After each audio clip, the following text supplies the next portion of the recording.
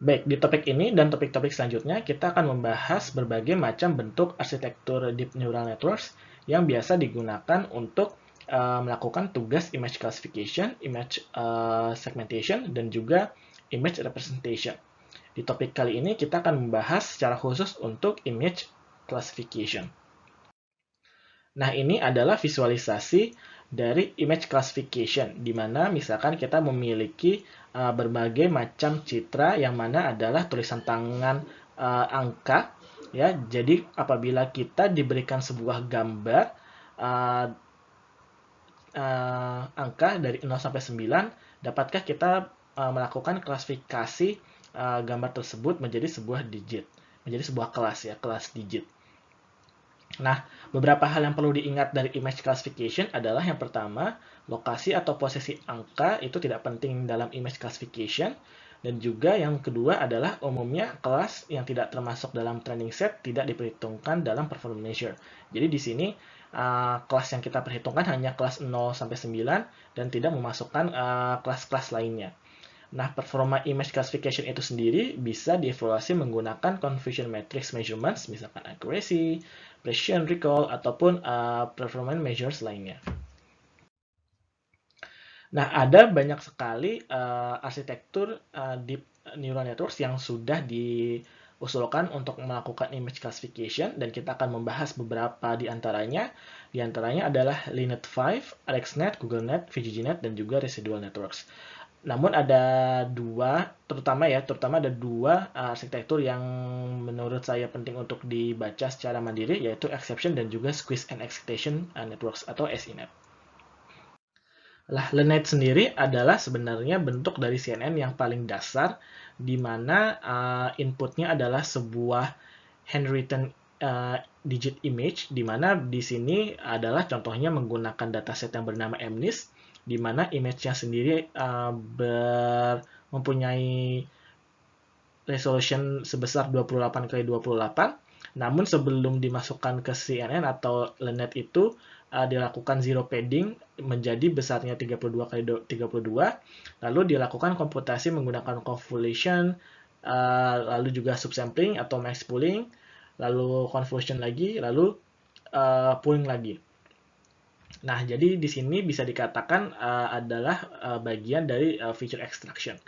Lalu sisanya di sini ada untuk classification, di mana feature maps dari hasil subsampling atau max pooling itu di flatten out, maksudnya dijabarkan secara uh, satu dimensi, lalu digunakan fully connected layer untuk segmentation. Di sini karena kita memiliki kelas lebih dari 2, kita menggunakan softmax function untuk activation functionnya, di mana hasil dari softmax function adalah probability dari setiap kelas ini. Jadi kemungkinan apakah gambar ini termasuk dari kelas K, di sini K-nya adalah 0 sampai 9, dan di sini adalah probability-nya. Jadi di sini contohnya gambar 6 ini memiliki probability 0,88 untuk menjadi kelas 6. Arsitektur selanjutnya adalah AlexNet, di mana sebenarnya sangat mirip dengan LeNet-5. Perbedaannya adalah AlexNet itu lebih besar dan dalam. Lebih besar itu maksudnya pada setiap hidden layer-nya menggunakan jumlah kernel yang lebih banyak dibandingkan dengan LeNet-5.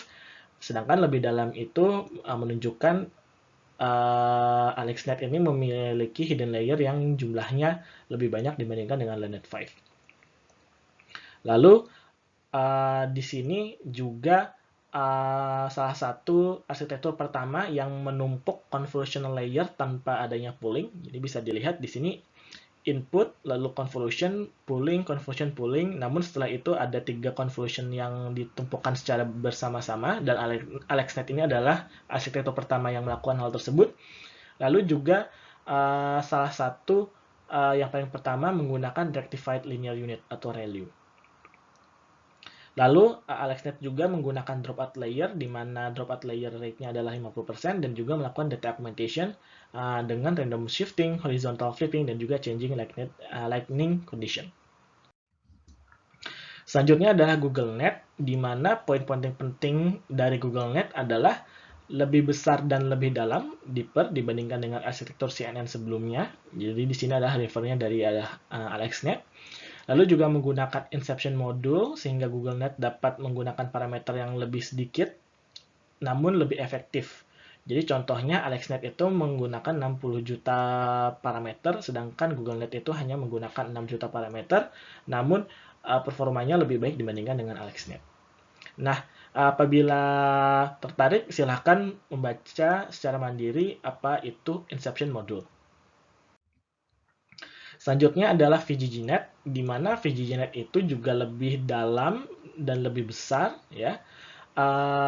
Namun VGGNet ini performanya masih di bawah GoogleNet, namun VGGNet ini adalah salah satu arsitektur yang paling sering digunakan untuk style transfer dan juga transfer learning di computer vision. Jadi saya harap kalian juga paham kenapa VGGNet ini kita bahas di topik kali ini. Lalu selanjutnya adalah residual networks atau ResNet.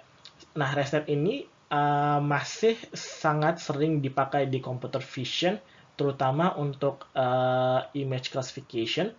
Nah, ResNet ini mengusulkan sebenarnya sebuah modul atau unit yang bernama residual unit atau RU, yang memungkinkan kita menggunakan CNN yang sangat dalam. Dari di sini ya, ResNet yang pertama kali diusulkan memiliki 152 hidden layer. Nah, di residual unit ini terdapat skip connection atau shortcut connection yang menyebabkan aliran sinyal forward dan backward passes itu lebih mudah dan lebih lancar. Jadi bisa dilihat ini adalah bentuk dari residual unit dan ini adalah bentuk dari skip connection, ya, ada tanda skip di sini. Nah, lebih detailnya silahkan diekspor sendiri secara mandiri. Baik, itu saja bentuk-bentuk dari arsitektur CNN yang sering digunakan di image classification.